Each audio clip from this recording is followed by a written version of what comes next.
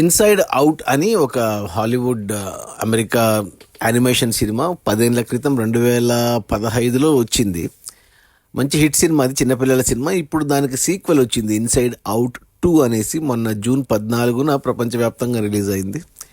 అంటే ఈ cinema budget వచ్చేసి $200 మిలియన్, అంటే మన కరెన్సీలో చెప్పాలి అంటే 1600 కోట్ల బడ్జెట్లో తీశారు ఈ సినిమాని. ఇక రిలీజ్ అయిన మొదటి 3 రోజుల్లోనే ఈ సినిమా అమెరికాలోనే $160 మిలియన్, అంటే ఆల్మోస్ట్ 1300 కోట్లు గ్రాస్ కలెక్ట్ చేసింది ఒక అమెరికాలోనే, నార్త్ అమెరికాలోనే.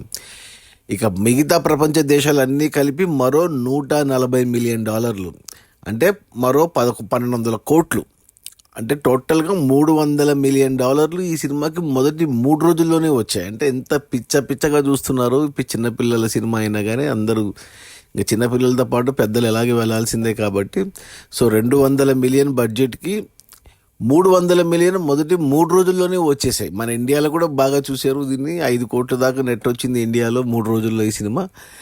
ఇక మొదటి 3 రోజుల్లో 300 మిలియన్ అంటే మొదటి వారం కల్లా ఈజీగా $500 మిలియన్ మార్క్, 500 మిలియన్ టచ్ అవుతుంది.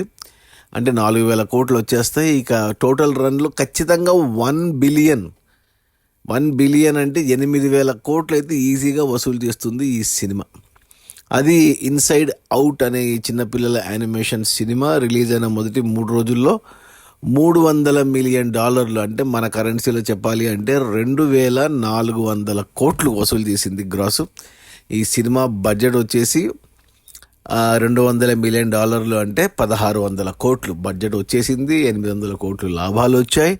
ఇక ఈజీగా 1 బిలియన్ మార్కు, $500 మిలియన్ కంపల్సరీగా టచ్ అవుతుంది. 1 బిలియన్ కూడా టచ్ అయ్యే ఛాన్సెస్ ఉన్నాయి. Okay, bye.